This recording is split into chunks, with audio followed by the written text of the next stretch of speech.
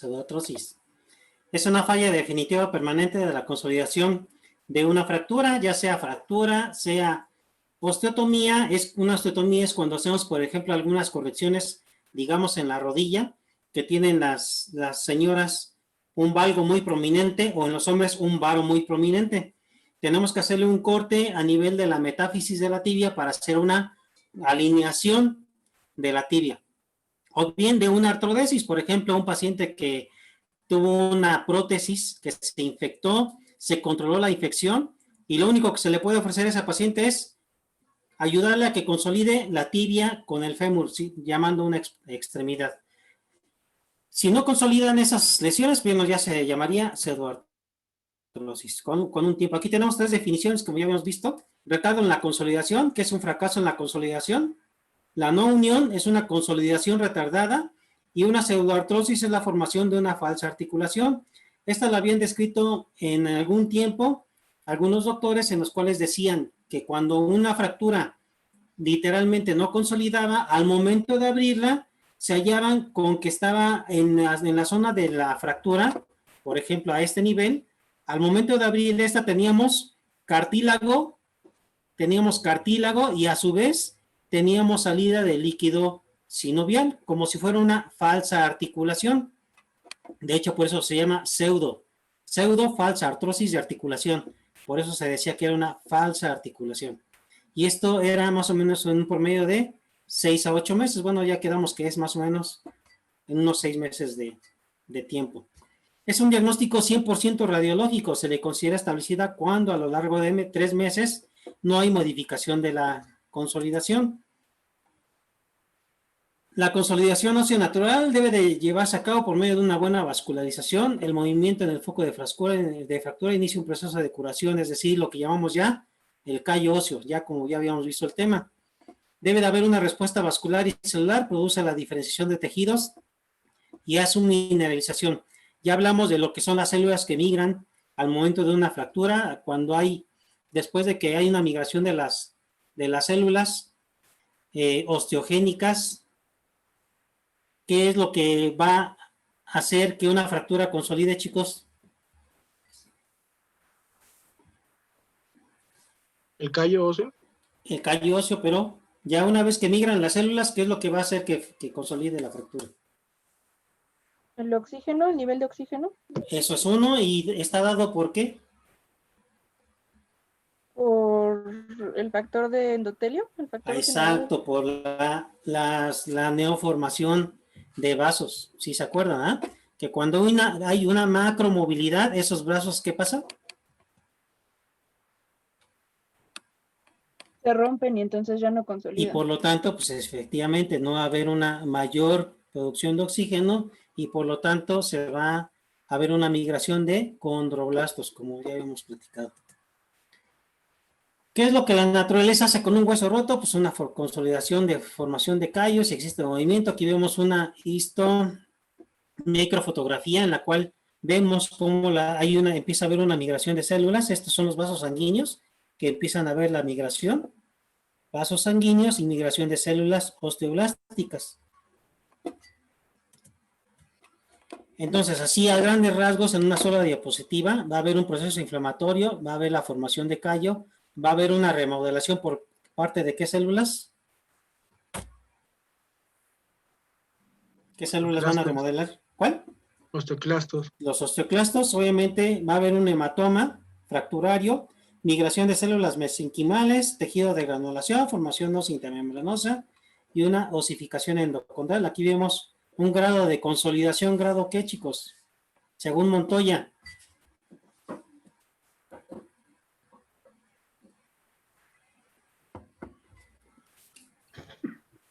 Ese sería un grado 2. Pues yo le pondría un grado 3, ¿no? 3 o 4.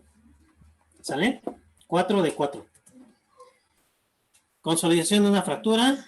Se va, cuando hay un movimiento excesivo, va a haber el fallo del puente óseo y por lo tanto no va a haber una adecuada unión, como es el caso, que hubo un macromovimiento y al haber el macromovimiento va a haber una ruptura de los vasos y por lo tanto una falla en la consolidación. Esto se va a deber a una vascularización pobre. Aquí vemos que es un fémur, este es un fémur.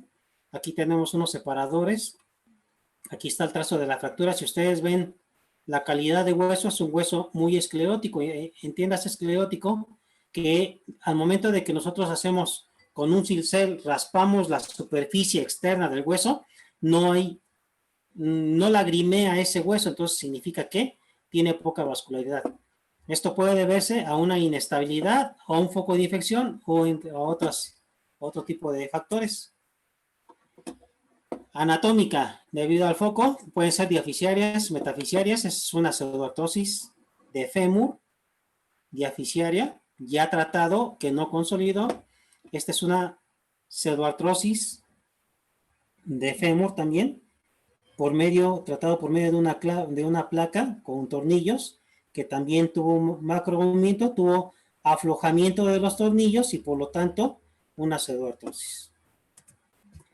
El callo va a haber dos tipos, una hipertrófica, vemos aquí el cayote que tiene esta pseudoartrosis, y una atrófica. Aquí no vamos a ver la reacción del callo óseo como es en esta no hay nada de formación de callo óseo. De hecho, este paciente tuvo ruptura de los tornillos y por lo tanto aflojamiento del implante. Bueno, ya habíamos visto así a grosso modo los tipos de clasificaciones. Yo primero lo calificaría en séptica y aséptica. Y eso casi en ninguna bibliografía se los va a clasificar. Primero decidimos si está infectada o no está infectada. Ya que vemos que está infectada o no infectada, los clasificamos en si están vascularizadas o están no vascularizadas. De las vascularizadas tenemos la hipertrófica en pata de elefante, en pezuña de caballo, y en las no vascularizadas tenemos la de necrosis del tercer fragmento o con defecto óseo.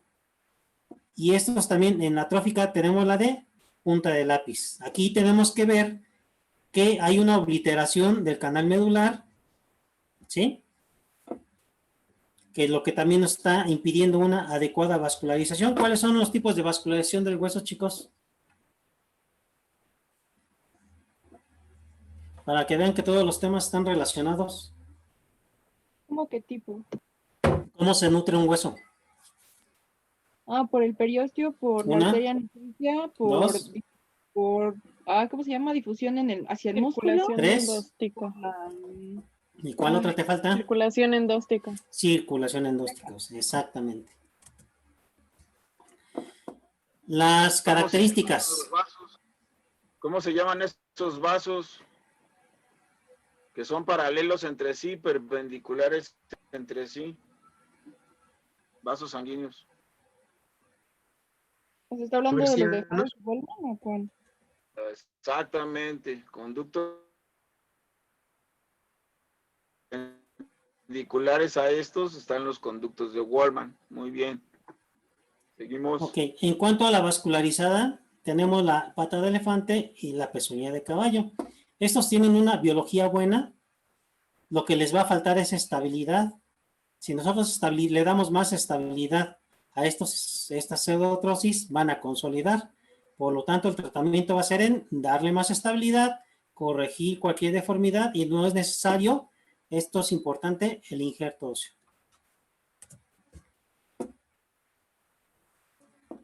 Obviamente, pues como casi están consolidadas, van a tener poco dolor a la movilidad o a la exploración. Los extremos están ensanchados, como ven en esta radiografía. Escasa movilidad de los focos y mínima separación de los fragmentos. Pues casi, si no fuera por este pequeño fragmento, diríamos que es una fractura consolidada, ¿sí? En cuanto a la atrófica o a las avasculares, la biología va a ser muy mala, no van a tener muy buena irrigación. Por lo tanto, el tratamiento consiste en darle estabilidad, darle aporte injerto. Aquí sí, casi a la mayoría les vamos a colocar injerto óseo.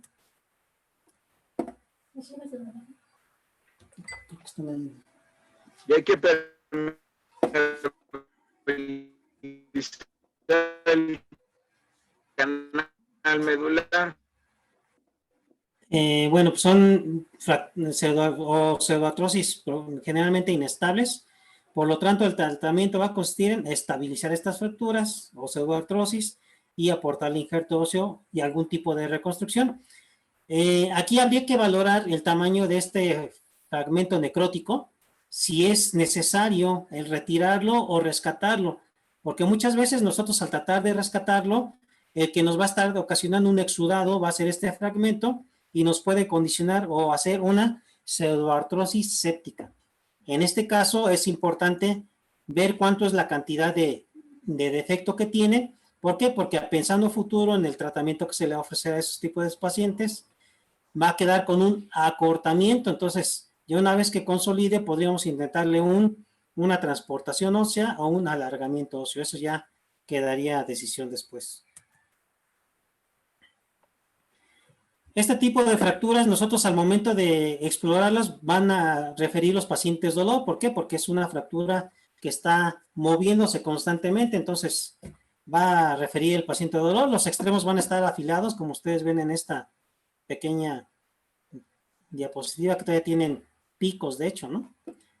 Marcada movilidad focal, nosotros al momento de agarrarlo, literalmente hay un franco movimiento a ese nivel, y va a haber una separación fragmentaria, ¿no? Pues aquí, si ustedes se ven, es una separación de aproximadamente entre 1,5 centímetros y medio centímetro de longitud. Aquí lo que comentábamos, las infecciones pueden ser sépticas o asépticas. Cuando hay una presencia de una infección, estamos nosotros obligados siempre a tomar cultivo, determinar el agente etiológico y después darle tratamiento antibiótico hasta tratar de controlar aquella infección. Podemos darnos cuenta que está infectado porque presenta un pequeño punto que está supurando. Estos puntos se llaman fístulas. Si nosotros le ponemos medio de contraste a este puntito, por medio de una jeringa, vamos a visualizar todo el trayecto hasta dónde es el nacimiento de ese proceso infeccioso. Y si queda atrapado un fragmento óseo necrótico, ¿se llama secuestro o involucro? Así es. Factores causales. ¿Por qué se va una fractura a una pseudoartrosis? Por una incorrecta reducción, por una inadecuada contención y por una insuficiente irrigación. Esto es por pérdida del hematoma fracturario. También nosotros podemos ocasionar esta pérdida del hematoma cuando hacemos las cirugías abiertas y colocación de implantes. Incorrecta reducción, excesiva separación de los fragmentos. ¿Qué quiere decir? Que al momento de que nosotros colocamos la placa, dejamos un espacio importante y no le damos compresión a ese fragmento, que normalmente debería tener un adecuado contacto. Puede ser también por interposición de tejidos. Al momento de que colocamos la placa, sin querer se nos va a aponeurosis o tejido muscular entre los fragmentos, y eso es lo que nos está impidiendo que las fracturas no se reduzcan adecuadamente. Por lo tanto, se nos va a una pseudoartrosis. Inadecuada contención, por una movilidad incontrolada del foco fracturario, va a haber movimientos, puede haber angulaciones, rotaciones, y esto nos va a ocasionar una ruptura de los capilares. Insuficiente irrigación, pérdida del hematoma fracturario, puede ser por fracturas muy desplazadas, fracturas expuestas, o una reducción abierta con osteosíntesis, placas y tornillos, como ya hemos comentado. Es indispensable los estudios de laboratorio y gabinete. Aquí que vemos, chicos, ¿qué región anatómica es?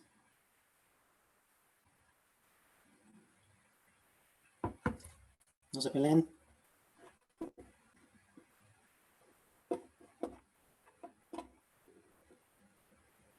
Región anatómica, chicos.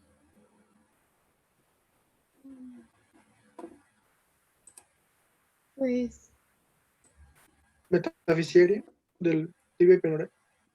Ok, es una... Si nosotros nos vamos a hablar de radiología, tenemos que decir que es la de la izquierda es una AP de pierna y esta es una lateral de pierna, ¿sí? Exactamente, es una, más que metadiafisiaria, es una fractura diafisiaria, pero en el tercio medio condistal. Se le colocó una placa de SP 4.5 con tornillos. Y si ustedes se fijan, la placa está ligeramente separada, algunos tornillos están flojos y se observa que no hay continuidad o que no hay un adecuado, se me fue la palabra, adosamiento de la fractura, pues llamémoslo así. También hay aflojamiento del tornillo distal, este está flojo y el peroné está en recurvatum. Ya habíamos hablado que si trazamos una línea por el eje diaficiario del peroné, una línea por el eje diaficiario del peroné, la zona hacia donde apunta la flecha, ese es hacia donde está angulado. Entonces aquí está apuntando la flecha de la fractura hacia atrás, entonces es un recurvatum del peroné y un recurvatum de la tibia. ¿Sí me explico? Entonces aquí tenemos una tibia con pseudoartrosis. Para las pseudoartrosis sépticas tenemos que tomar una biometría, debemos de ver el conteo leucocitario, BCG puede estar aumentada, PCR positivo, cultivo de exudado antibiograma puede ser positivo en un 80% de los casos. Cultivo de exudado y de la fístula para determinar el microorganismo, para ver si hay que darle algún otro tipo de antibiótico o continuarle el mismo. Se debe de iniciar de un principio el antibiótico vía oral. Si ya sabemos qué bacteria es el más frecuente, chicos. ¿Qué bacteria es la más? ¿Cuál? Streptococcus. ¿Qué tipo? Pues beta. Aureus, ¿no? Si nosotros sabemos que la bacteria más frecuente es un estafilococo aureus, perdón, ¿qué antibiótico es sensible el estafilococo aureus?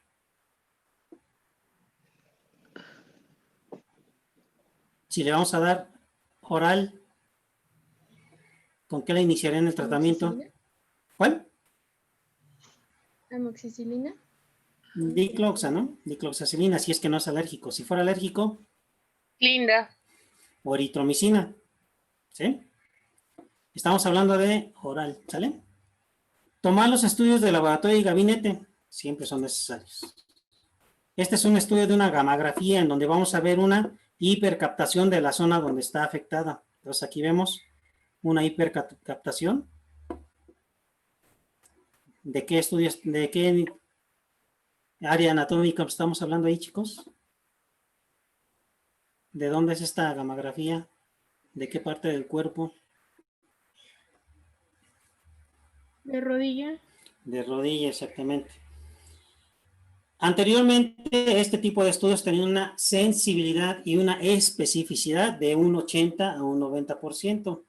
Sin embargo, actualmente los doctores especialistas en este tipo de estudios, que son radiólogos, hicieron un marcaje con ciprofloxacino marcado, es tecnecio con ciprofloxacino marcado, y tenemos actualmente una sensibilidad y una especificidad de un 90 a un 95% con este tipo de estudio.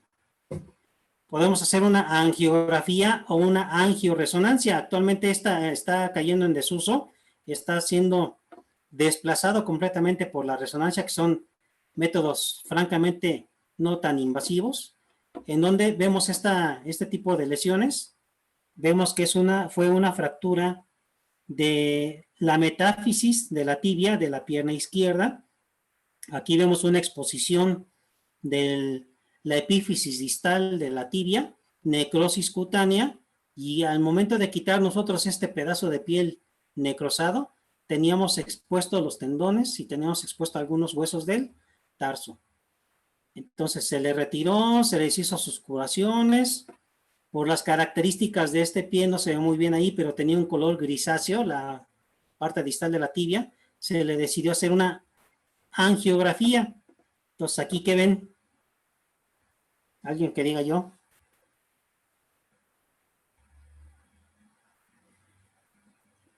¿Cuántas arterias tenemos en la pierna, chicos?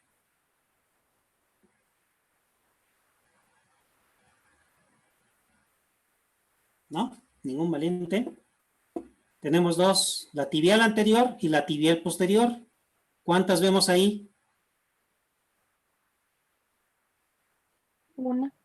Una, nada más tenemos la tibial posterior. La tibial anterior está desaparecida.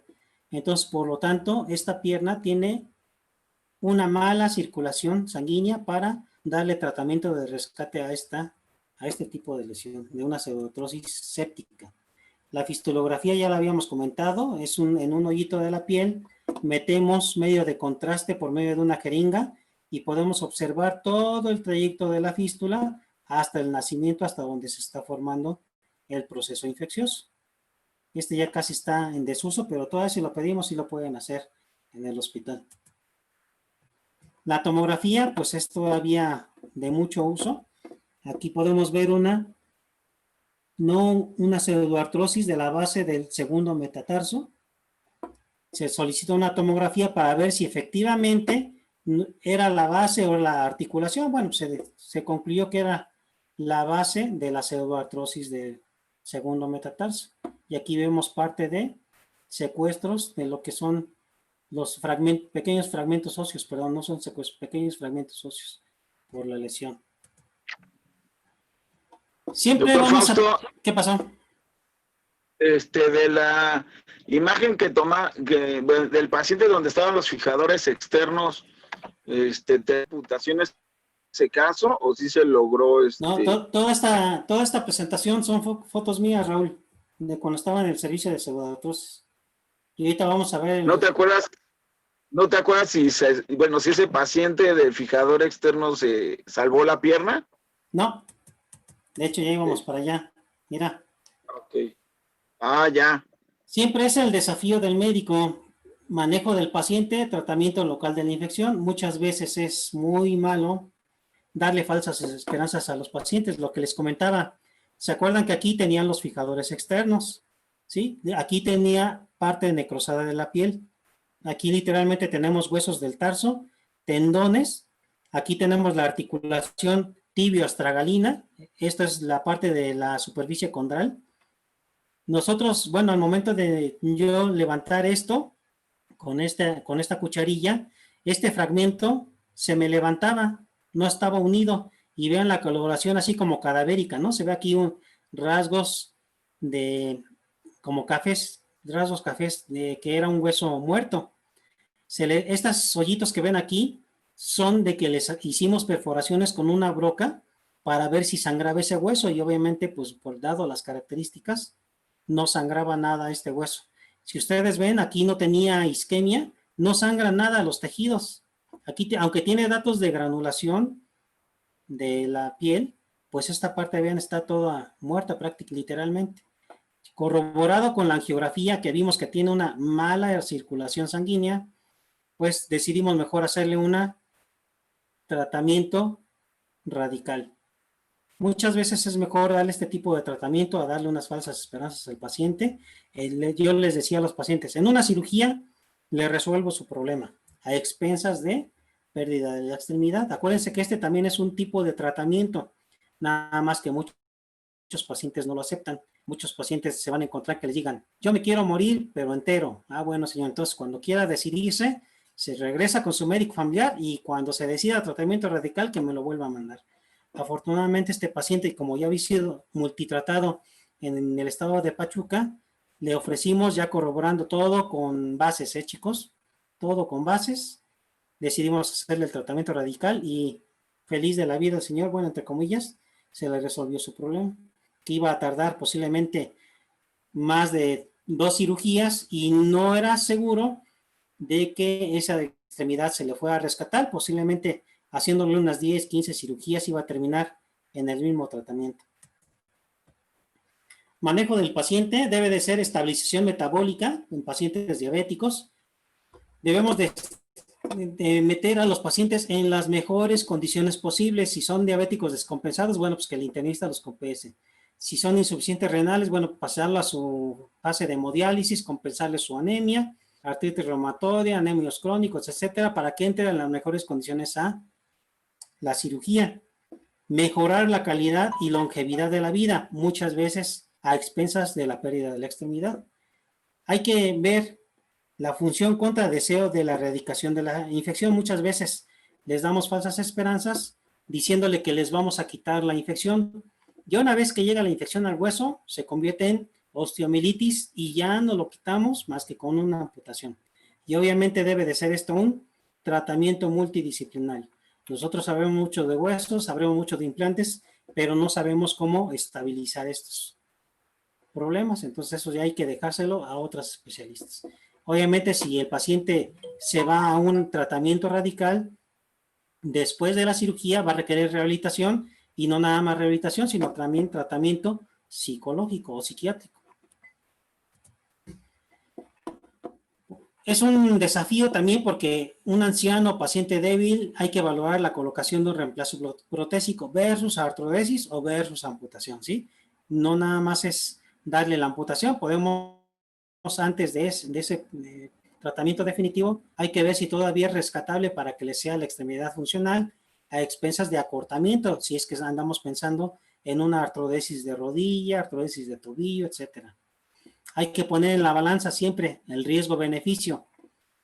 Si es más el riesgo que el beneficio, pues obviamente así se nos paren los pacientes de cabeza, pues el tratamiento va a ser tratamiento conservador, tratamiento antibiótico y hasta que la muerte lo separe con su problema patológico. La morbilidad asociada con cirugía pues también va a aumentar el riesgo-beneficio. Valoración por medicina interna con riesgo quirúrgico anestésico elevado, no hay que ser como los doctores que nos decían, quieren riesgo, riesgo les doy, si les pongo ASA 4 o Goldman 4, ya tiene su riesgo. No, pues ese tampoco es el caso, ¿no? Eso es como que un volado. Si me dan ASA 4 o Goldman 4, pues es como puede o no morirse en la sala de quirófano. Entonces, así como que hay que explicarles bien a los pacientes, hay que explicarle bien a los familiares que esto es un volado, pero sí hay que tratar de resolverle su patología para que tenga una mejor calidad de vida. Y hay que preguntarle también al paciente o a los familiares qué esperan de nosotros. A lo mejor nosotros no cumplimos las expectativas que ya le había dicho el médico privado o que ya le habían dicho otros médicos para el tratamiento de su patología.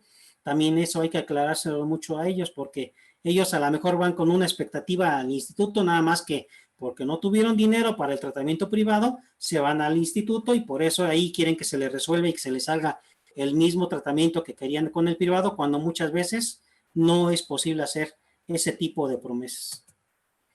Tratamiento. Cuando es quirúrgico, hay que darle estabilización, mejorar la biología y controlar la infección. Muchas veces nos decimos, ya vi todo, que nos venga que venga lo que quiera y nos llega uno de estas cosas. ¿Qué le hacemos, chicos? Ya que medio han visto cómo se tratan las fracturas. ¿Algún valiente que se atreva? Mara, te veo muy calladita. Pero ¿cómo de qué le hacemos? Sí, ¿qué le harías? ¿Ya viste la radiografía? Es de un fémur. Ujú. ¿Y qué le ves en el implante?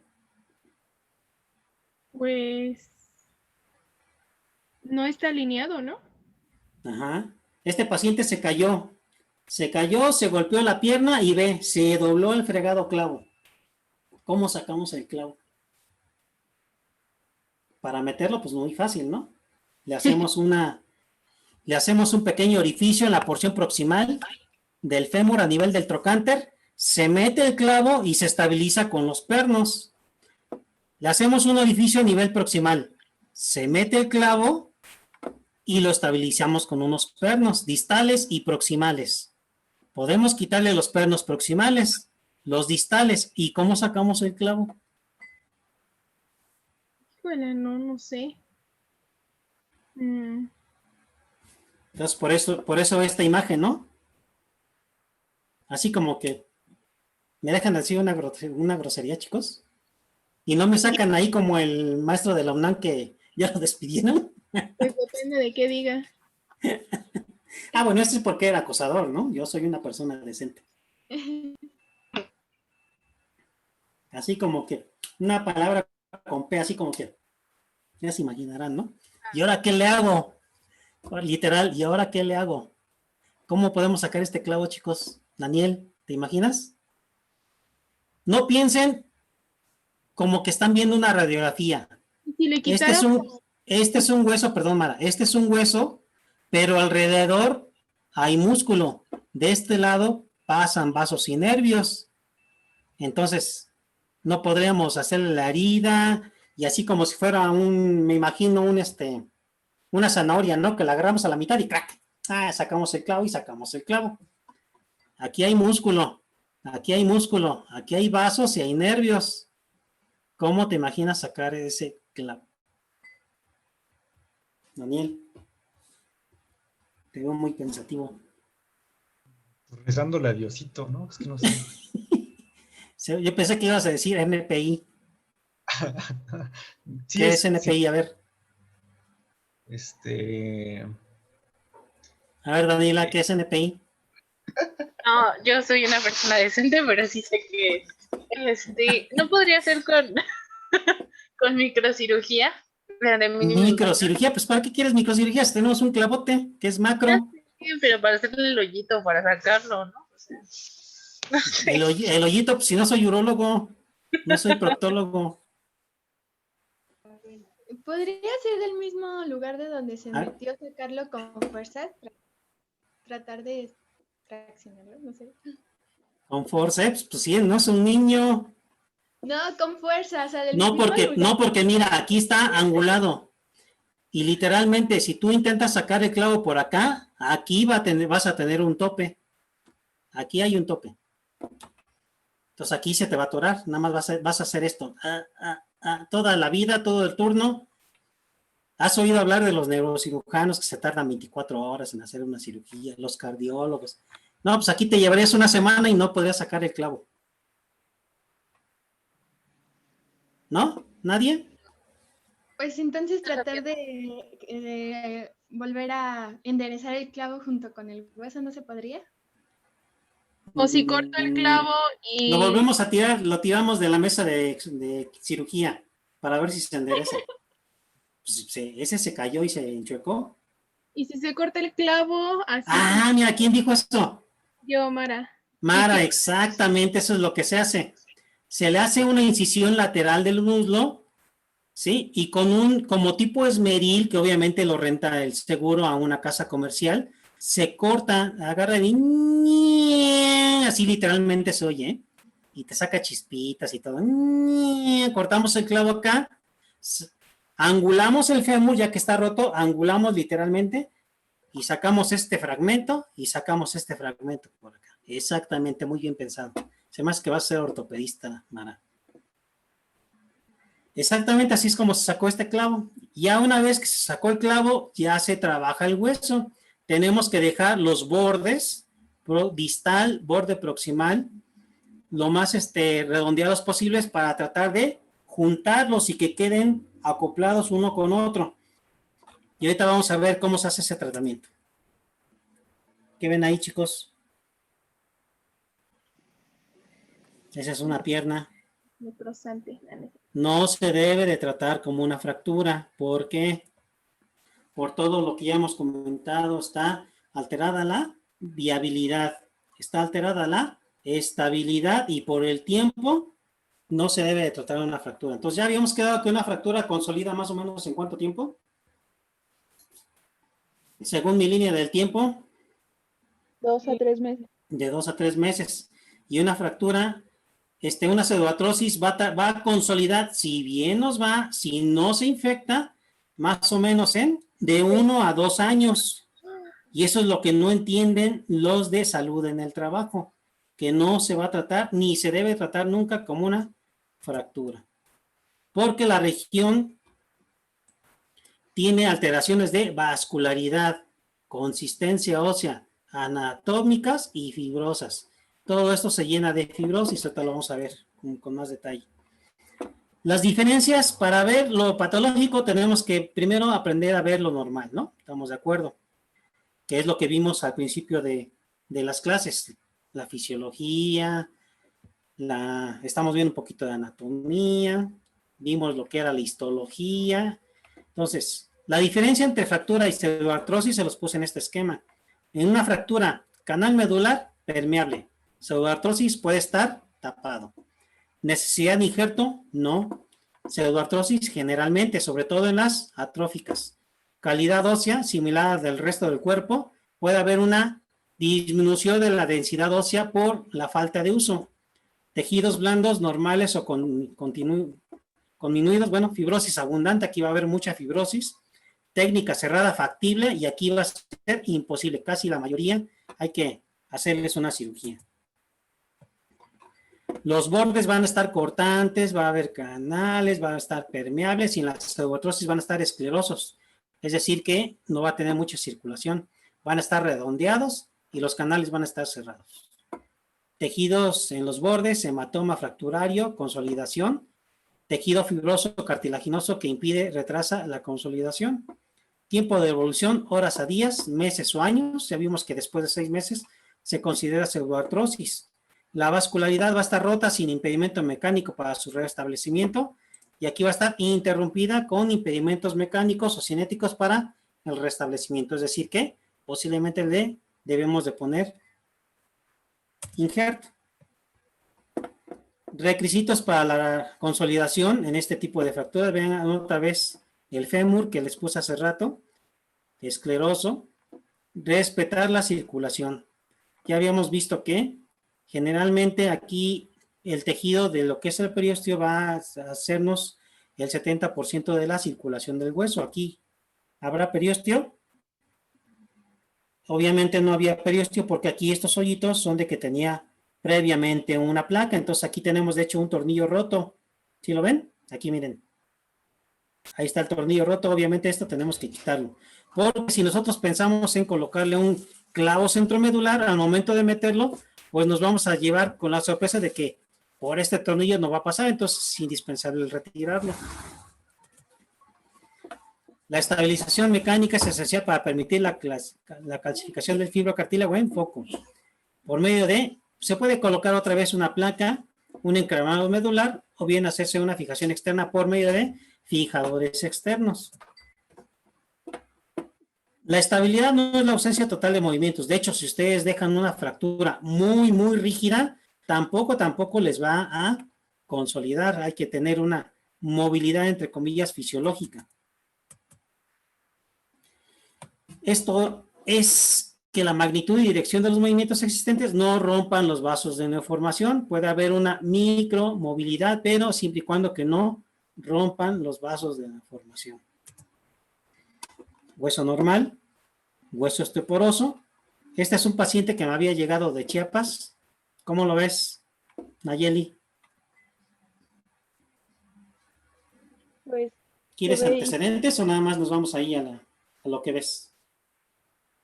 pues se ve con la región pues hipotrófica, ¿no? Exacto. ¿Y por qué crees que esté hipotrófico eso? Osteoporosis. No, ¿O algún osteoporosis, proceso una infeccioso? hipotrofia, no. Porque estuvo mucho tiempo sin mover la extremidad. ¿Quieren preguntar algún antecedente? Sí. ¿Qué antecedente te interesa? Mm. ¿Es La diabético? edad.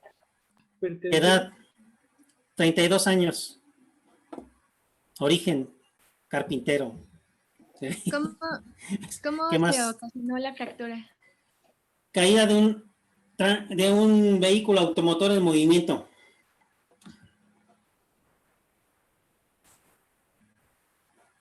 ¿Tiene diabetes, hipertensión o algo así? Completamente sano. 32 años.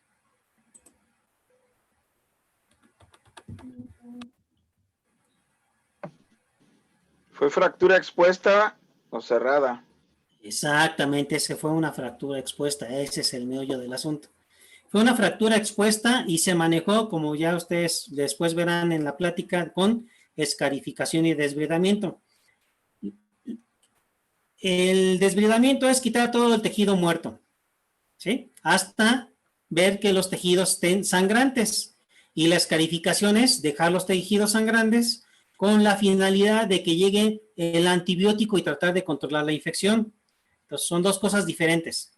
El desbridamiento lo haces en la primera cirugía, pero junto con una escarificación. Entonces, si yo les comenté que fue una caída de un vehículo automotor en movimiento, se condicionó una fractura expuesta, ¿en dónde creen que se cayó? Chiapas. En la tierra. En la tierra, entonces obviamente hubo una gran contaminación. Al haber una gran contaminación, y si ya les dije que un desbridamiento es quitar todos los tejidos sucios, imagínense qué tanto se llevaron en las cirugías de músculo.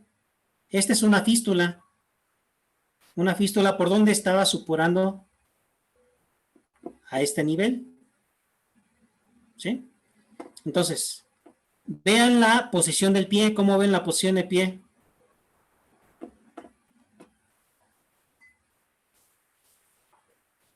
¿En valgo? En valgo, en equino, exactamente. ¿Quién dijo equino? Yo. Es un pie en equino. Y vean el pie izquierdo. ¿Cómo ven el pie? Chonchito, ¿no? Peludo. Plantígrado, ¿no? Tiene una posición,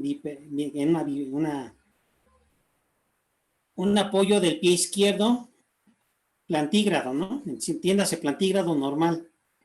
¿Sí?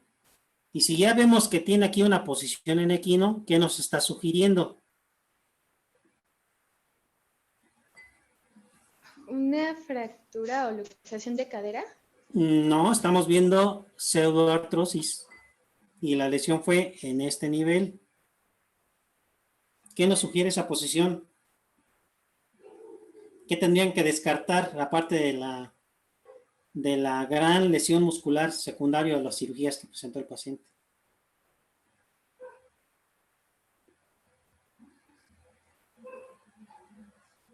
¿Algo de los músculos dominantes? O por así decirlo. Imagínate que en la primera cirugía, bueno, esto también es injerto cutáneo, ¿eh? Si ven ustedes un cambio de coloración, un cambio de consistencia, aquí se ve diferente a como se ve aquí. Y aquí se ve diferente de esta parte a como se ve aquí. ¿Cómo lo ven aquí? Más que... Pues con más. como más palidito, ¿no? Yo lo vería así como más palidito. ¿Qué les estaría sugiriendo? Que eso se ve más pálido. Hable, no los voy a pegar. Y menos virtualmente. Pues. ¿Una ¿En qué? esa zona? ¿Una qué? Poca vascularización, irrigación. Antes de eso. Si ya les dije que... ¿Isquemia? Si ya les dije que presentó varias cirugías antes de llegar conmigo, ¿qué les han de haber hecho en el otro hospital? ¿Eh? ¿Fibrosis? Fibrosis secundario, ¿ah? Pues Pues múltiples injertos cutáneos. Estos son injertos cutáneos que le colocaron en el otro hospital. ¿Sí?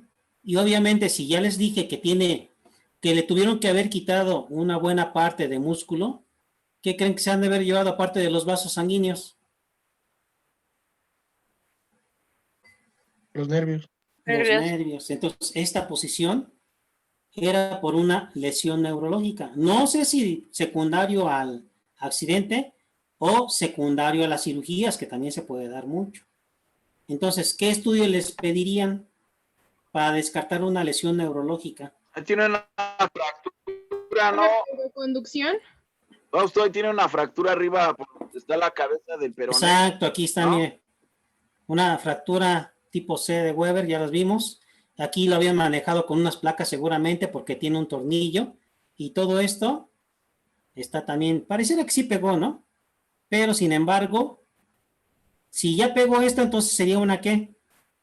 Ya no sería una pseudoartrosis, sería un ¿qué?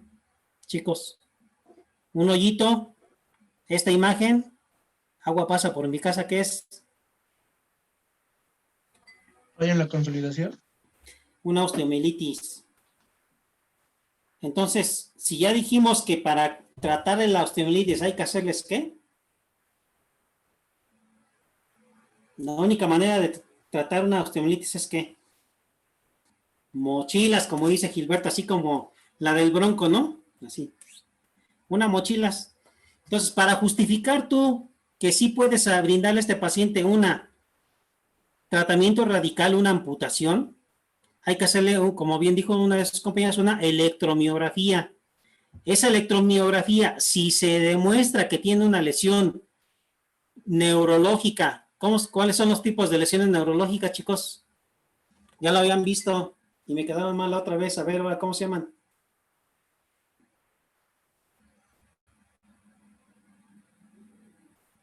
No se peleen. Ya el miércoles tienen tu examen. No me acuerdo.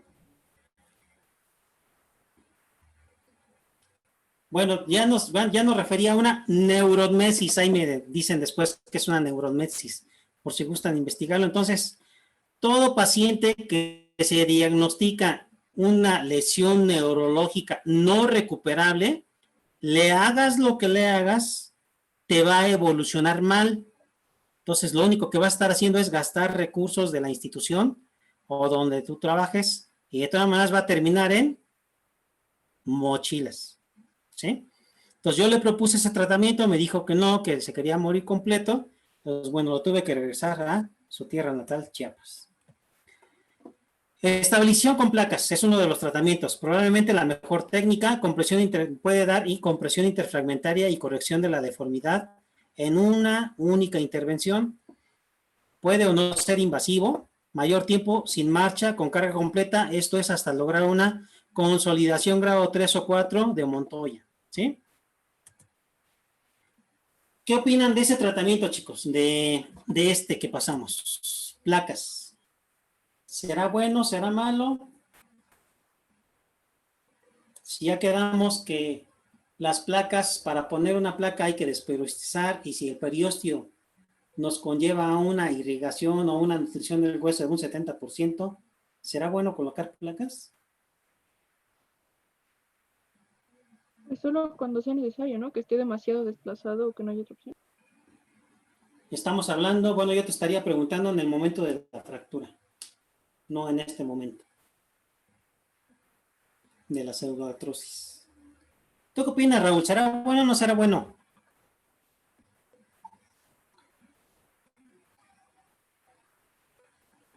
Creo que ya nos dejó, ¿no? Bueno, tampoco satanizar este tipo de tratamientos.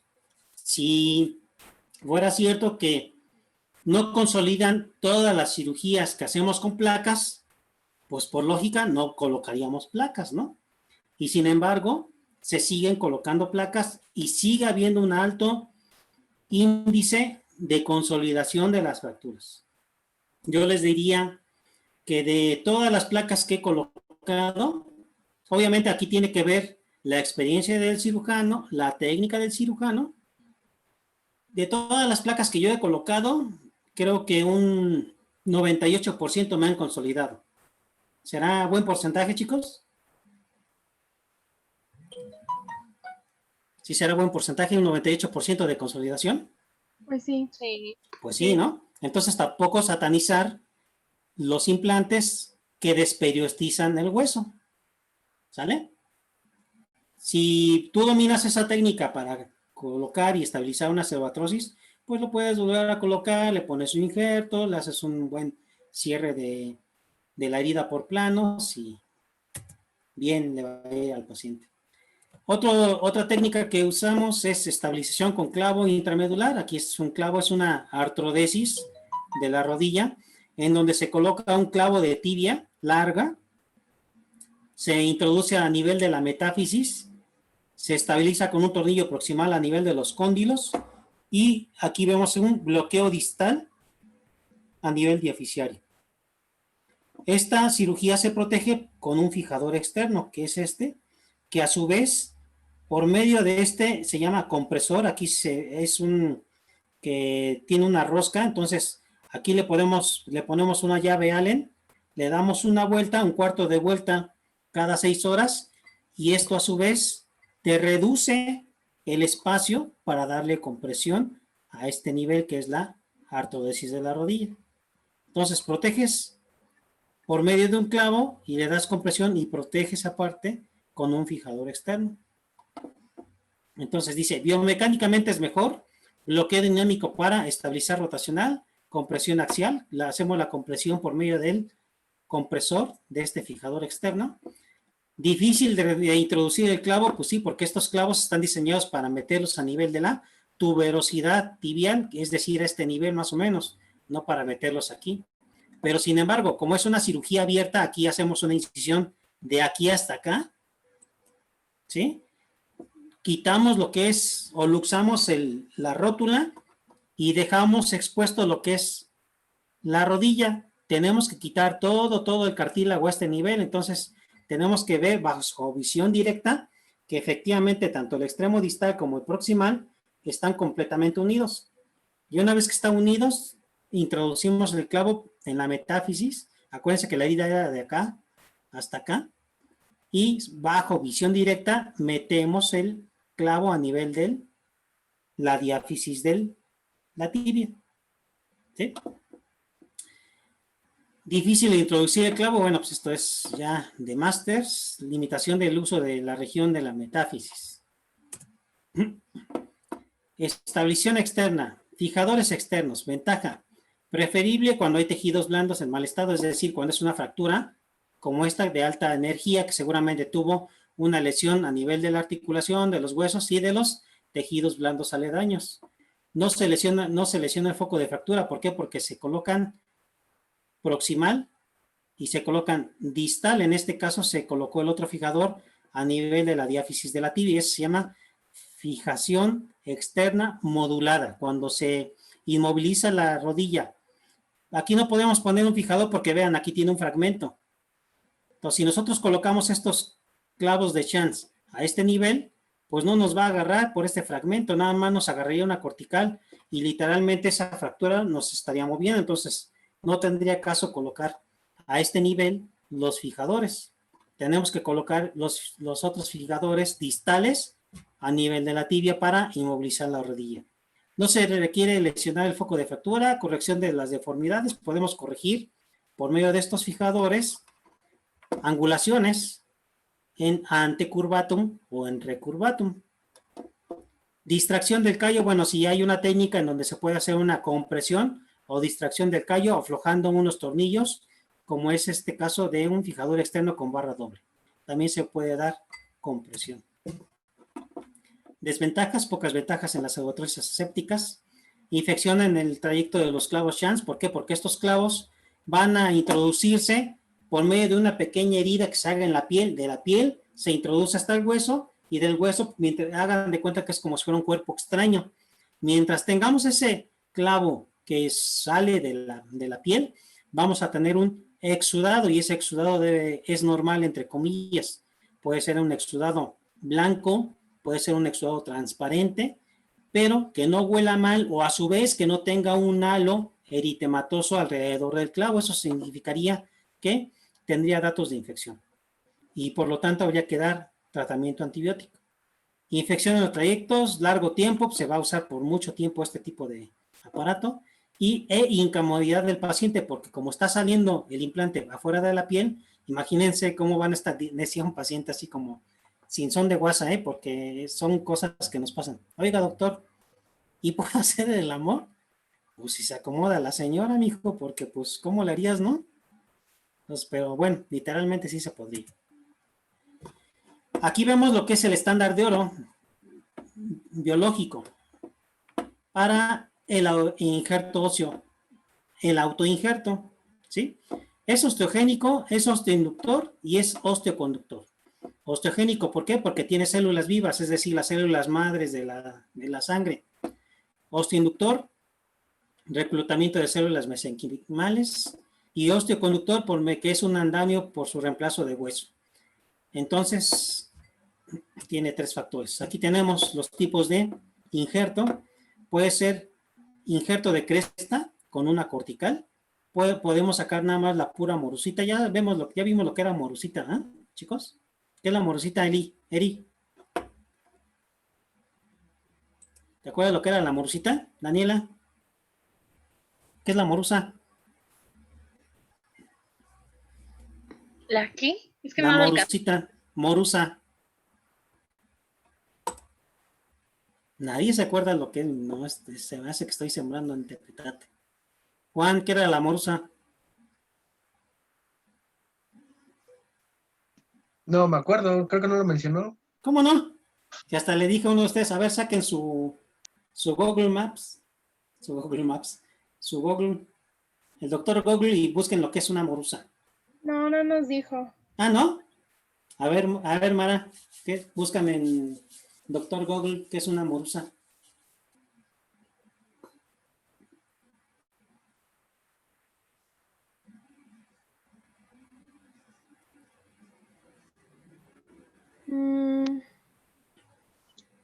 Pues no dice. ¿Cómo? Antigua moneda de plata. No. Tiene que ver con el pan. No. Ah, como migaja. Ándale, estos aquí. Podemos tener injerto unicortical, podemos tener injerto bicortical, es decir, que si nosotros metemos el cincel, cortamos hasta acá, cortamos acá y después aquí, obtenemos esta pieza, que es una cortical y otra cortical. ¿Sí me explicó? Si nada más nosotros raspamos en la cortical interna, obtenemos este tipo de injerto unicortical. Y si nada más quitamos este pedacito de la cresta y de ahí metemos ahí se me fue la palabra, una cucharilla, literalmente es como si nosotros metiéramos una cuchara de helado al helado. Entonces agarramos la cucharilla, raspamos y sacamos estos pequeños fragmentitos de hueso, ¿sí? Entonces tenemos unicortical, bicortical y hueso esponjoso o lo que es la morusita. ¿De qué otros lados podemos sacar injertos, chicos?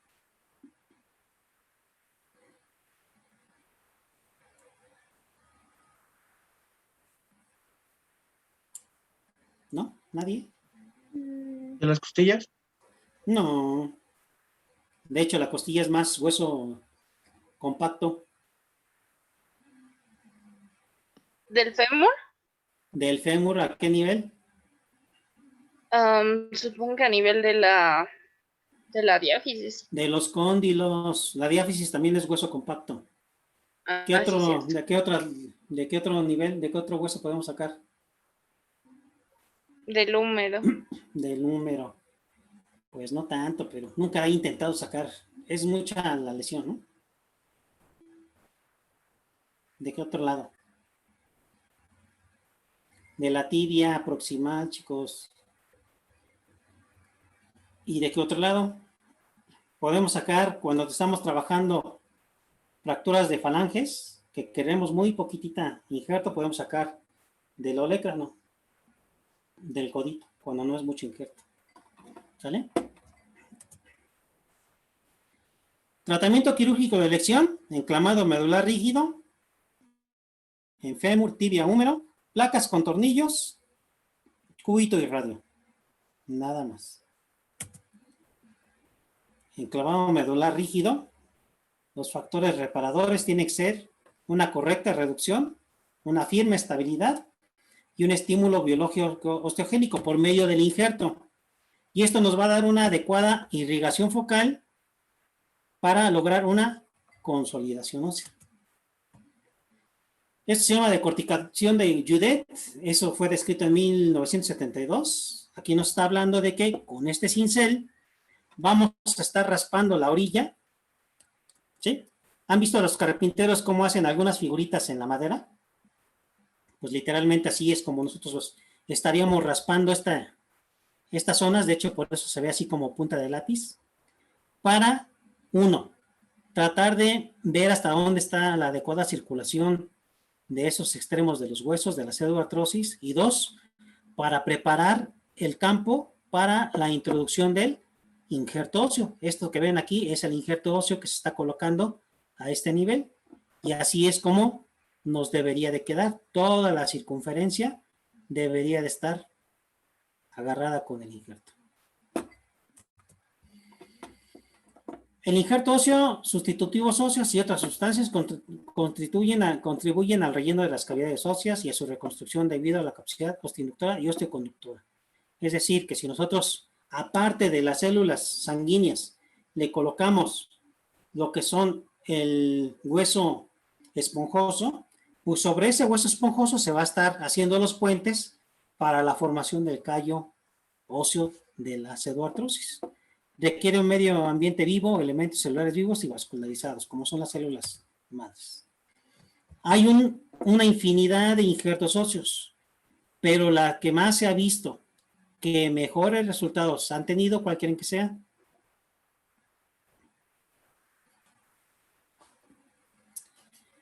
¿cuántos tipos de injerto conocen, chicos? Pues el injerto que viene de otra persona, el que... ¿Cómo se llama ese? Autoinjerto. Ajá. ¿Cuál otro? Autoinjerto también. ¿Cuál es ese? Pues de ti mismo para ti. Ajá, ¿y cuál es el otro? Que es sintético, ¿no? Sintético, como por ejemplo aquí lo que anteriormente usábamos era, agarraban el coral del mar, lo pasaban por un proceso bioquímico y literalmente nos entregaban unos cubitos como de unos 5x5, 3x3 y 10x10. Y ese injerto, hagan de cuenta que parecía como si fuera cal. ¿Alguien conoce la cal con la que hacen el proceso de nixtamalización? Sí. ¿Sí? Hagan de cuenta que nos daban el cubito de cal, lo triturábamos y se lo colocábamos al paciente en la zona de la pseudoartrosis. Eso también se usaba mucho en lo que son los procesos de caderas, en los cuales había una protrusión de la cabeza hacia la pelvis. Entiéndase, protrusión que sobrepasaba el acetábulo, entonces quedaba una pequeña capita y el acetábulo quedaba muy hundido a nivel de la pelvis.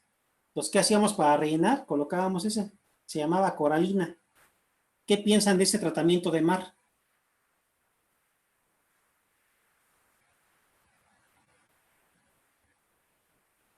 Pues que siempre va a ser mejor poner algo humano, ¿no? Algo ya sea propio o de otra persona. ¿Por qué motivo?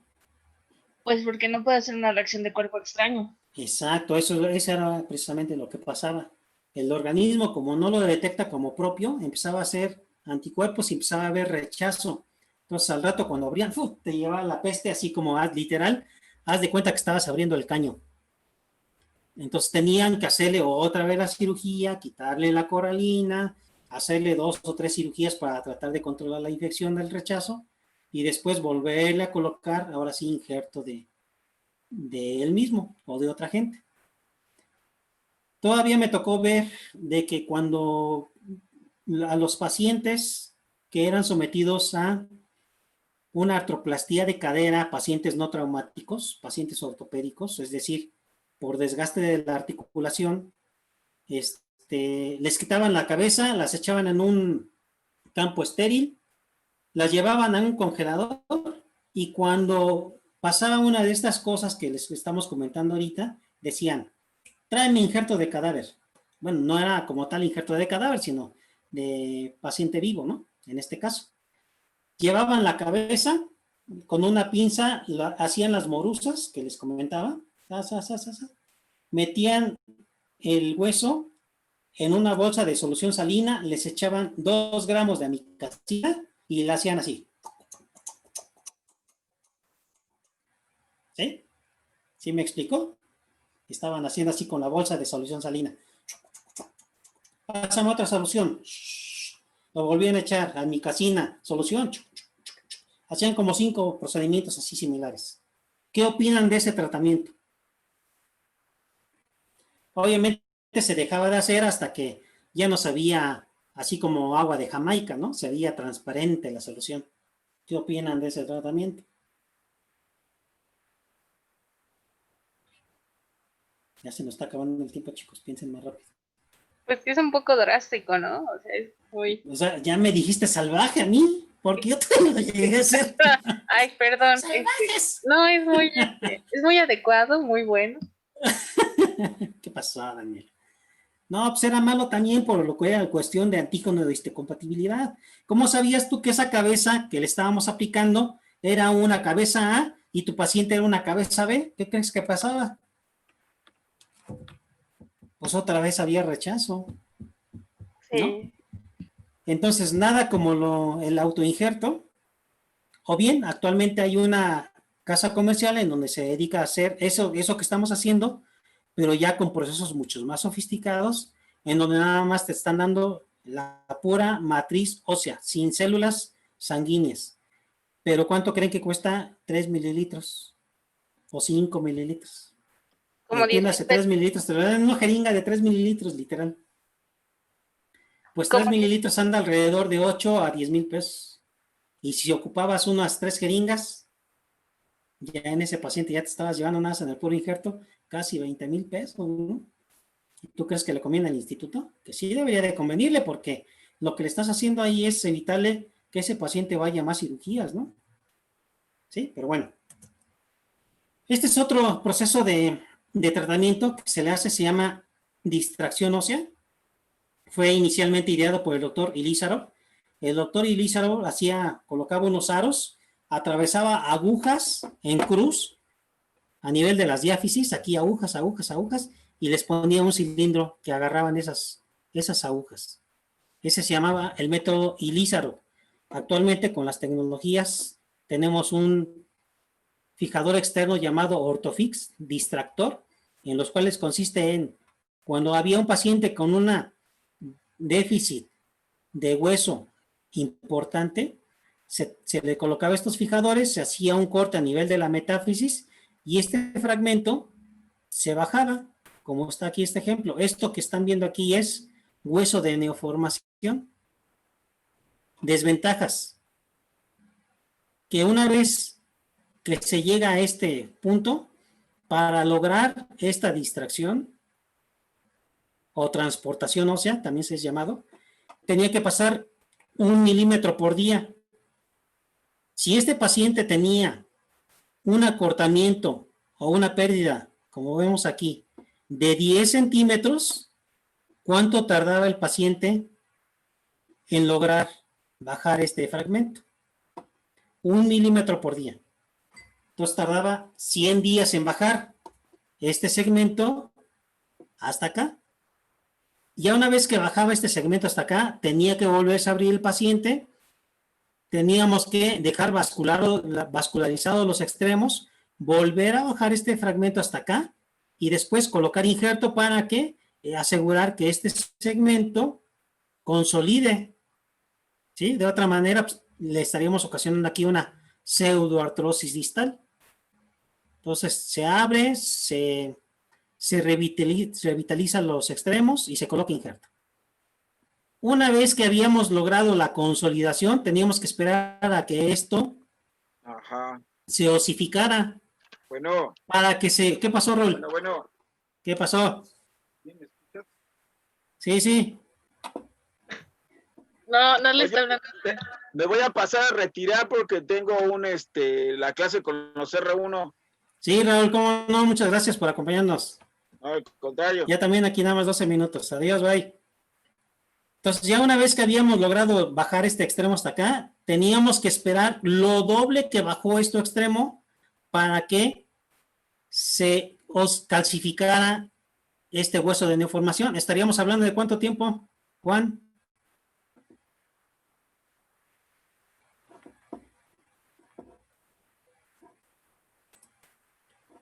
Más o menos. ¿De 3 a 6 meses? Estaríamos hablando de 300 días. Oh. 100 días para que baje este extremo y 200 días para que esto se calcificara.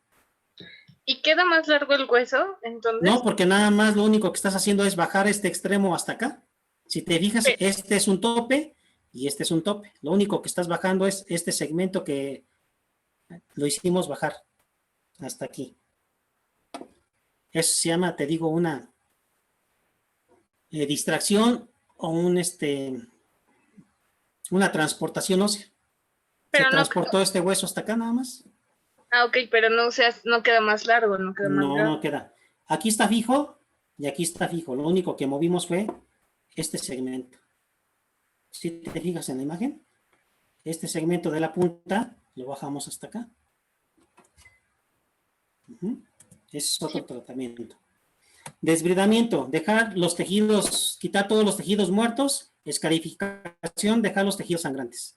¿Cuándo sabemos que aquí esta cirugía de retiro de prótesis ya no está infectado? cuando vemos unas características de coágulo de esta forma. Cuando vemos un coágulo lisado, significa que están todavía infectados. ¿Por qué? Mecanismo. Por las coagulasas de las bacterias. Cuando vemos un coágulo firme, como es la característica de esto, es que ya el proceso infeccioso está controlado. Tenemos que hacer una permeabilización del canal medular. Este es como una guía, como una broca larga, en donde aquí estamos permeabilizando el extremo proximal y aquí vamos a permeabilizar el extremo distal. Aquí estamos permeabilizando el otro extremo. ¿Sí? Ya habíamos visto que las placas no. Actualmente ya existe lo que llamamos mini open o mínima invasiva. Hacemos una incisión distal, una incisión proximal, y por medio de ellos y por medio de ayuda de intensificador de imágenes, colocamos los tornillos para no abrir todo de tajo como anteriormente. ¿Cuál es el mejor tratamiento para tratar una pseudoartrosis? El que asegure estabilidad, respeto de la circulación, posibilidad de ajustes, que sea factible para el paciente y que mejor maneje el cirujano, sobre todo. Clavo más fijador externo, indicado en casos de hueso osteoporótico o osteopénico por desuso y en casos de pérdida ósea en caso de que este contraindique una cariotaxis. Lo que hacíamos en el servicio es, aquí estaba la pseudoartrosis, perdón, aquí estaba, fue una fractura segmentaria. Este segmento consolidó, sin embargo, aquí se fue una pseudoartrosis, una fractura de peroné, que también se fue a pseudoartrosis. Colocamos un clavo y colocamos un fijador con una angulación a 110 grados. Ahorita explicamos el por qué. Hacemos una limpieza de la fibrosis, nada más hacemos una herida, quitamos toda la fibrosis de alrededor y lo rellenamos con injerto, cerramos. ¿Sale? Entonces, vean, formación de callo y formación de callo. Aquí nos faltó cortar un poquito más el peroné porque siempre nos va a consolidar más rápido el peroné. Aquí se fijan por qué está así doblado los clavos, porque aquí se le estaba dando compresión. Aquí le dábamos vuelta, un cuarto de vuelta por día para darle compresión, un cuarto de vuelta por día para darle compresión. Es decir, hacíamos esto. ¿Sí?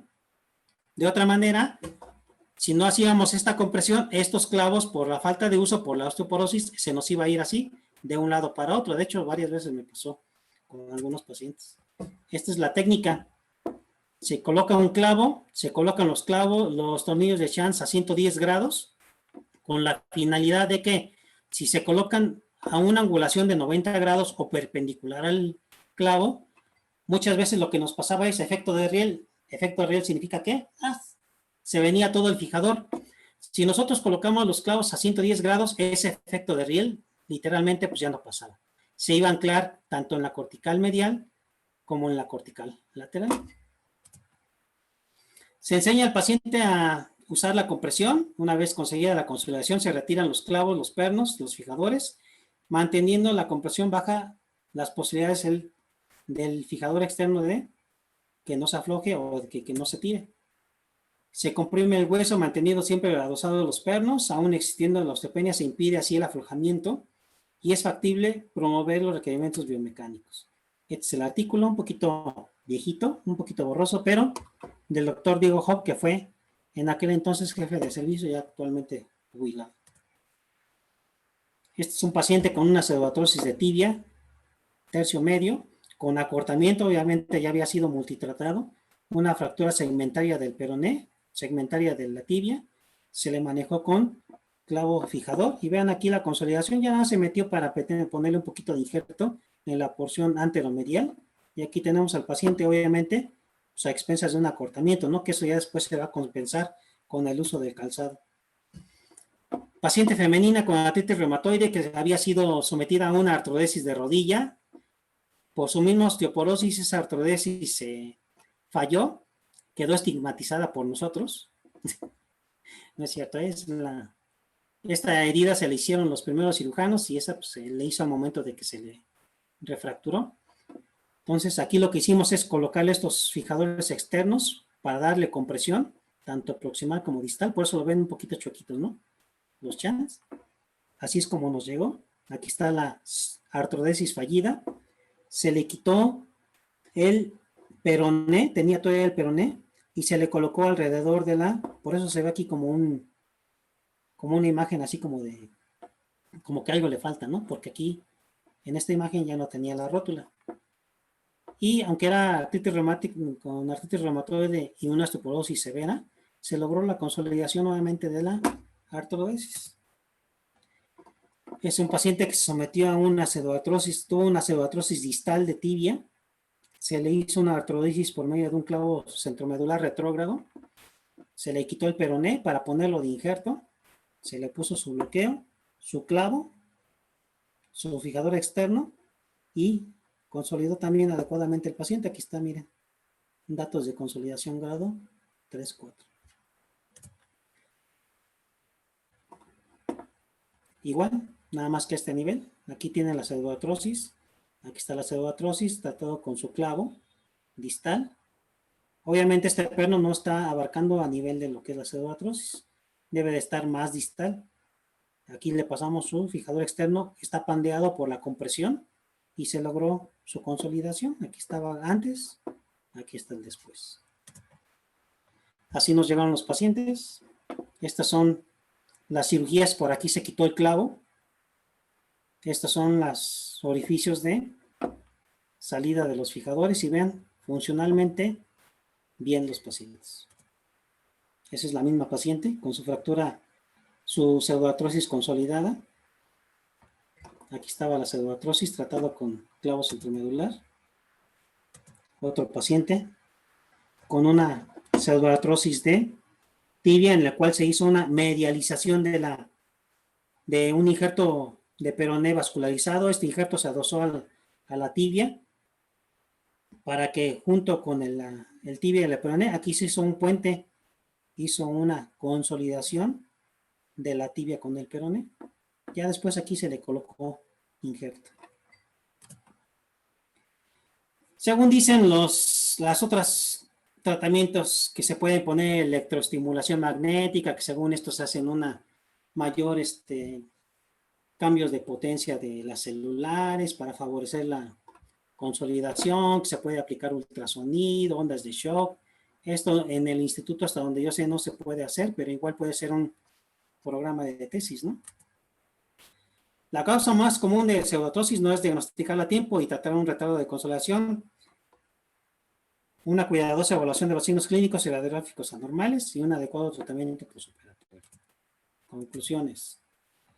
Cirugía preferente a cielo cerrado, sin apertura de las fracturas, mínimo abordajes quirúrgicos a distancia, firme estabilidad, estímulo osteogénico, como ya hemos visto con los injertos, movilidad y carga precoz, ya una vez que se ha consolidado algún dato de consolidación, menor índice de complicaciones, el uso de fijador externo en pacientes con osteoporosis por desuso evita el aflojamiento prematuro de clavo centromedular y aflojamiento de los pernos. Aquí es unas palabras de un doctor Adrián Miguel, que fue compañero de su servidor, unas palabras muy sabias. El tratar de rescatar una extremidad pueden echar a perder una vida. ¿Por qué creen esas palabras, chicos? Tratar de rescatar una extremidad pueden echar a perder una vida. ¿Qué habrá querido decir eso el doctor? Pues era lo que decía, ¿no? Que los pacientes se resisten a la amputación, también los doctores, porque lo ven como una falla en su trabajo, que no hicieron todo lo posible, pero a veces por salvarlo no le tienen a tiempo la infección y pues hay una sepsis generalizada y se mueren los pacientes. Bueno, aquí yo creo que iba más enfocado en el entorno biopsicosocial. ¿Han oído hablar de eso? ¿Biopsicosocial? Sí. Al principio dicen, sí que me la rescaten, pero ya después tienen que ir a la consulta externa, tienen que quedarse en el hospital, tienen después que ir a rehabilitación, después de rehabilitación tienen que comprarse su ortesis. Entonces es un desgaste físico-emocional del paciente y no nada más del paciente, físico-emocional de los familiares, y es un gasto que a lo mejor no tenía contemplado para el tratamiento complementario de lo que quiere el paciente o los familiares. Entonces muchas veces terminan pacientes divorciados, terminan los pacientes que ya no tienen el seguro, se les va el trabajo, porque son incapacidades de hasta 2 a 3 años. Entonces, ¿qué empresa, digan ustedes, va a estar conteniendo un paciente con incapacidades prolongadas? Entonces, de ahí vienen todos los problemas biopsicosociales del paciente. Eso es lo que quiere decir y dar a entender el doctor con esas palabras. Ya nada más para terminar, espero que no les quite más tiempo, ya son las 7. Esa es la maldición del recomendado. ¿Han oído hablar de la maldición del recomendado? ¿No? La maldición del recomendado es de que llega una paciente, oye, doctor, es que soy recomendado de fulanito de tal y quiero que tú me atiendas. Sí, lo que yo les digo es, pues sí, mire, mejor déjeme tratarlo como cualquier hijo de vecina porque le va a ir mejor de veras, porque si a ti te llega un paciente recomendado, casi por ley, le va a ir mal en el tratamiento. Y dicho y hecho. Esta era una secretaria a nivel delegacional del seguro, que la habían tratado por una fractura de tibia, y la mandaron recomendada porque era secretaria del director de no sé qué, delegación del IMSS. Entonces, váyase con los buenos, dijo, ¿no? Ya la habían tratado en la privada, se acabó sus gastos médicos y la mandan con nosotros. Llega con un doctor, la trata con un clavo, una cervatrosis de tibia, la trata con un clavo, se le infecta, la trata con un fijador, los fijadores se le infectan, tuvo pérdida cutánea, múltiples injertos cutáneos. Total que se le hace una angiografía y se corrobora que ya la pierna ya estaba mal, así como mi paciente primero, ¿no? Total que se le convence para un tratamiento radical, se le hace una amputación, la herida se infecta, se le coloca un sistema de VAC por succión negativa, ¿sí? Y miren, de todas maneras, terminó complicándose, complicación tras complicación, ya que se había decidido un tratamiento radical, se vuelve a complicar. Entonces, esa es la maldición del recomendado. Entonces, el dilema, ¿rescatar o no rescatar? ¿Qué opinarían de este paciente? ¿Lo rescatan o no lo rescatan? Pues No. ya habíamos comentado que si tiene lesión neurológica, de todas maneras le va a ir mal, entonces son pacientes no rescatables, pero hay que, sobre todo, hablarles con la verdad, ¿no? Y mandarlos, si es posible, a una valoración psicológica o valoración psiquiátrica. No subestimar la infección por pequeña que parezca y puede ser la antesala de una osteomielitis. Ese es el emblema del servicio de pseudoartrosis e infecciones óseas. Eso era lo que significaba las palabras. ¿Alguna pregunta, chicos? ¿Si les gustó el tema? Ya que más o menos están viendo lo que son las fracturas. Estas son una de las complicaciones de las fracturas. Y les he de decir que aunque son el 2%, sí es muy frecuente en la práctica clínica, ¿eh? Yo les diré que al mes estaremos viendo uno al mes. ¿Será frecuente o no será frecuente? Pues sí. Y esperemos que no seamos nosotros, ¿no? Bueno, ¿alguna duda, chicos? ¿No? Bueno, entonces, mañana no hay clase, estudien para su examen, suerte, y el miércoles continuamos con los temas asignados, ¿va? Bueno, buena noche, que pasen y que descansen.